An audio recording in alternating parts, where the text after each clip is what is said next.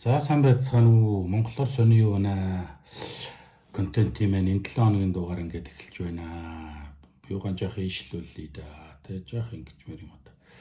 Эхэлж байна. За өнгөрсөн 7 хоногт бол одоо Монголд уламжлалт ёсоор мэдээ зөндөө олон зүйл болсон. За гэхдээ энэ олон сэдв дотроос нь бол нэгийг сонгож ярьдаг ийм контент байгааг та нар мэднэ.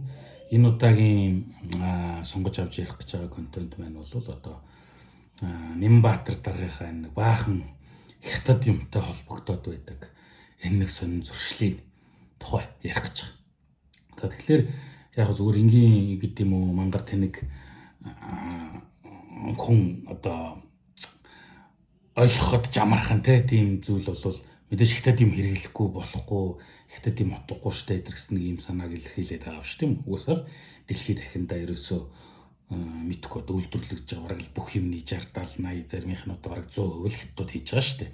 Тэр ингээ хаасаагүй Америкт ч тэгж хэрэгжилж байгаа, Англи, Австрали бүгд л тэгж хэрэгжилж байгаа. Яг бол энэ ч та хямд ажиллах хүчтэй, хямд нөөцтэй этэр гэдэг тийм үү те ийм хятад гэдэг ч юм бол дэлхийд нойрхсон ийм том үйлдвэрлэгч болсон.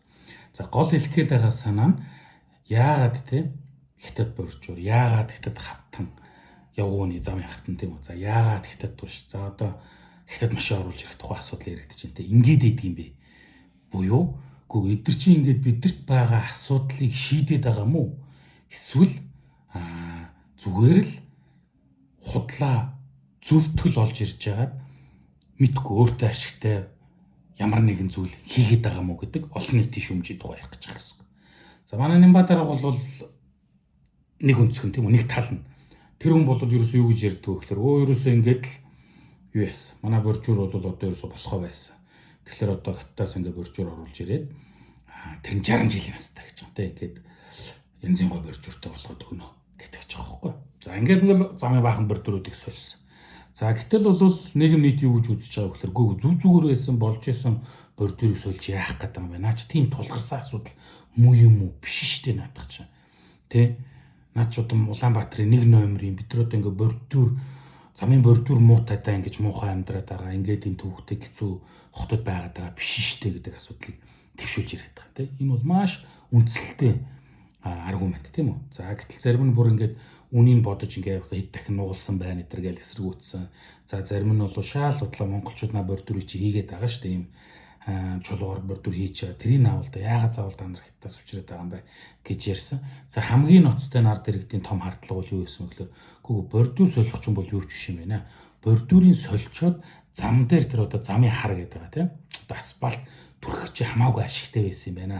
За тэгэхээр энэ ашигнаас нь л болж наа хот ч юм бол илүү орж тийм ингээд бордур болохоо байцаа нэтрэ гэж хэлүүл хийгээд ингээд зүтгэсээр байгаад хийгээд байгаа юм байна. Буюу хотын ерөөсөө болсон ч бай зарим нь бол зүгээр болж исэн ч зам байгаа тийм. Болоогүй ч бай зам дээр ингэж замын хар түрхэх нь бол ерөөсөө хамаагүй тэнцэг ашигтай байсныг л надулж орж харчаад ингэж солиод байгаа юм байна гэдэг асуудал твшүүлсэн. За гэтэл дарга маань 2 дахь жил рүүгээ нэвтэрж ороод ямар санаачлаг гаргасан бэ гэхээр одоо явган хүний зам сольдог санаачлаг гаргасан. За эргээл нөгөө хилдэг ярьдаг юм нь бас яг адилхан тийм үү. Өөрөөсөө Улаанбаатарын зам болохоо болцсон. Одоо нэг стандарттай болгон бүх хот ийм гоё нэг стандартын замтай байдаг. Одоо ингээл тогтцсон уулсан ус гээл нөгөө гоё юм яриад л ингэж хийсэн тийм үү. За мэдээж ард иргэд ахаал эсэргүүцсэн тий. Юу гэж эсэргүүцэж байгаа гэхээр зүгээр байсан зам та нарыг сольж яах гэдэг юм. Наа чи ингээд зүгээр байсан замыг солио хийчих юм. Наа зүгээр л болж ирсэн хэрэлж ирсэн шүү дээ. Наадах чинь заавал ийм юмар сольж яах гэдэг асуудал төвшөөсөн. Гэхдээ засахгүй алга болчихлоо шүү дээ та нар ингээд хараа. Бүтэн зунжин зүгээр хавтангийн хуулж хийчихээ зассангүй та нар гэдэг шүүмжүүд одоо ингээд нийгэм сүлжээр маш их байдаг юм байна. Зөндөө их тийм үү. За ингээд маргаан мэтгэлцээ өрөөсөө. За зарим нь бол юу гэсэнгүй та нар одоо болилтоор нөгөө хой сайхан болгож байгаа гэсэн чинь явгуунийхаа замыг зүгээр замын асфальтаж хаяад ямар ч гоо зүг юуг болгоо чинь нөгөө нэг стандарттай гой сайхан хөгцсөн улсын гэдэг зам чи ийм биш вэ штэ. Та нар хараа л да яагаад ийм хийгээд байгаа юм бэ гэдэг маргаан их ч бас төвшүүлсэн тийм үү. Ерөөсөө ингээд Нямбаатар даргын маань гаргаж ирж байгаа аргумент болгоно нь нэцаагцсан. Одоо тийм ингээд нийгмийн сүлжээгээр ингээд би бүр сайн ингээд хайгаад уншиж байхдаа бүр миний инээ төрөйдөл л да. Гэхдээ яагаад энэ хүний нэг ч гэсэн аргумент нь ингэж батлагддаг хүн бэ те? Дандаа нацаагдчих юм байна. Ямар төвхтэй юм бэ гэж би ингээд дотроо бодоод бүр инээ төрөөд байж хэлээ л дээ те. За ингээд нэг юм хийсэн.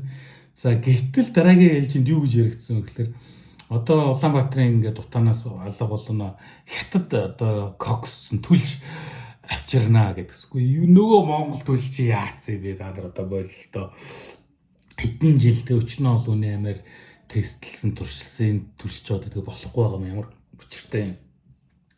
Яагаад заавал хятад түлш гэж те. За тэн дундаас бол хамгийн iconic шүүмж нь бол те Монгол улсууд ийм их нүүрстэй нүүрсийг хятад руу гаргаж зардаг.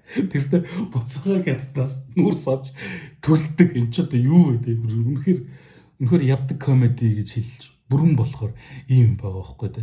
Ийм хэлээ. За нөгөө мэдээж дарга маань бол эсрэг аргумент буюу гаргаж ярьж байгаа аргумент нь бол шал өөртэй юу гэж ярьж байгаа вэ гэдэг. Тэгэхээр одоо ингээл хамгийн супер гоё түлш за энийг хэрэглээл ингээл Улаанбаатар хотын утаа буурна ямар ч асуудал байхгүй юм болно гэдэг гисэн.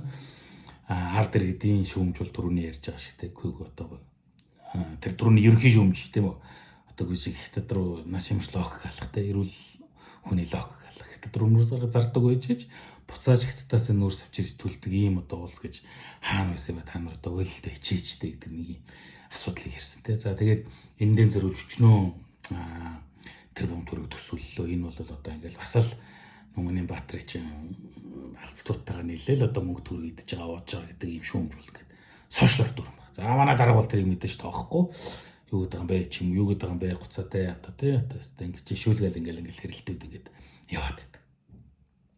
За тэр дундаас ингээд яг би ингээ хайж сошиалор хайж үзэж байгаад харсан нэг нийттэй шүүмж нь бол юу байсан бэлэр уул манай дарга маань жилдээ нэг удаа тий одоо маань замын борчуур солимч гэдэг юм уу замын хавтан солимч гэдэг юм уу ингэж одоо мөнгө хийдэг байсан гэж байна те байсан чи одоо бүрөөсөө жилд 2 удаа буюу улирал алгасахгүй хийхээр шийтсэн байна. Одоо ингээд өвлөн хятад түш цаадах ч одоо 100 юу гэж оруулж ирэхээ одоо манайс мэдх юм алгаа гэдэг ингээд шолцсон нэг тийм шүүмж байгаа байхгүй. За тэр бол үнэхээр нийтдээ өөрөлдвөл жилд нэг удаа л нэг иймэрхүү ажил хийдэг байсан чи одоо бол ингээд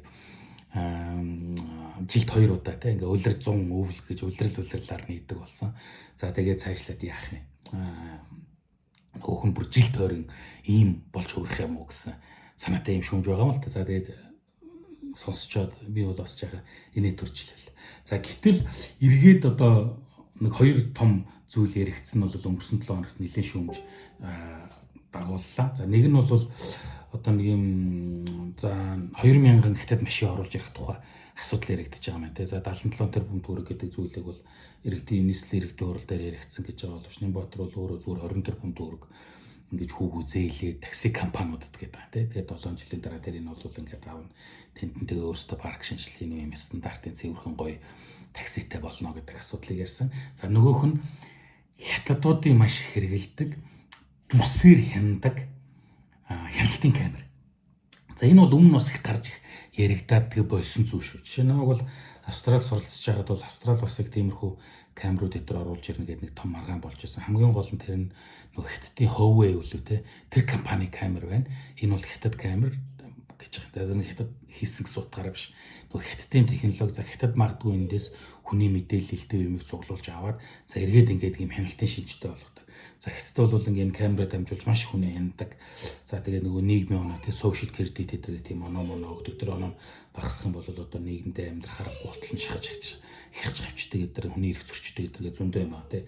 Яг энэ технологиг оруулж ирэх чинь гэдэг нэг юм хоёр үнцэг бол өнгөрсөн 7 хоногт одоо нэлээд шүүгэн боллоо. За хятадын тэр нэг хяналтын камер эдгээр нь бол жоохон дарагдчихлаа нөгөө хятадаас оруулж ирэх таксиныхаа тоо одоо тэрнтэй холбоотой тэр UPCAP компаниг үүсгэн байгуулагчдаа бол нэлээд эрчтэй одоо Нямбатартай үзэлцэж байгаа учраас тэр одоо юуны гэдэг юм уу тэр эрчний гэдэг юм уу да тий тэрний юунд нь бол дараагчих шиг боллоо. За гэвч бол ер нь нөгөө хиймэл оюун ухаанаар зэвсгэлсэн ингээд камераар их одоо 1 сарын 1-ээс эхлээд ингээд замын хөдөлгөөний дүрм мөрмийг ингээд өмөрдүүлэн торгуул ярина гэж байгаа боловч энийг дагаад бас хятадын хяналтын камерын тогтолцоог оруулж ирэх гэж байна гэдэг маш том ингээд маргаан мэтгэлцээнүүд ингээд гарч ирсэн.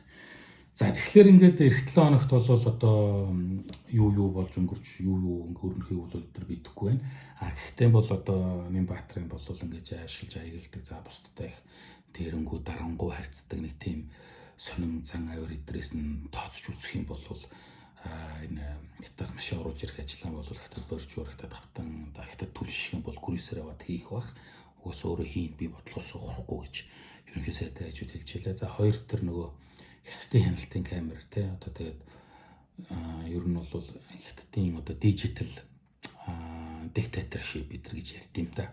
Одоо дижитал дарангуйлал гэх юм уу тий одоо дижиталыг хөгж орчуулах ийм хэм маяг руу оруулах гэж байгаа юм байна гэдэг нь бол ер нь бол тэр ажлыг хийх байхаа гэдэг нь бол тодорхой харагдаж байна. Яг бол хэрвээ Нямбаатрал хоцортгүй бол энэ ажил бол одоо нөхрийн ажил гэдэг үүднээс бол явж таарах юм шиг байна. За энэтэй холбоотой Нямбаатрыг одоо огцруулъя боли нэг дарангуулагчаас салцгаая. Хоёр эрднээс салсан юм чи хэдүүлээ Нямбаатраас салж яагаад болтгүй гэдэг. Хамгийн хөвгчлөлтэй нь 25 оны минь зорилго одоо данхаас салах байсан гэдэг нэг залуу пост бичсэн чи доор нэг комент нь 26 онд тэгвэл Нямбаатраас салъя гэх комент бичсэн байгаа гэдэг тийм юм байгаа байхгүй. За тэгэхээр Монголын нийгэмд бол энэ одоо Нямбаатар дарахтай хотын захирагчтай Нямбаатар дарахтай холбоотой нэг хятадтай нэг элдв сонин хятадаас маш амархан юм оруулж ирдэг төр зүрийн шинжтэй маш их мөнгө яригддаг тэгээд дандаа тэрнийх нь ард маргаан мэтгэлцэн дагуулж яадаг их дүнтэй мөнгө яригддаг нэг юм сэдвүүд. За тэгээд эргээд одоо мэдгүй одоо юунд хүрэх юм бидрийг нэг ийм үйл явдал өрнөлөө. Тэгээд эх 7 хоногт хэдүүлээ юу болсон байгаа гэж нэг томлоо эргээ олцгаая. Баяртай.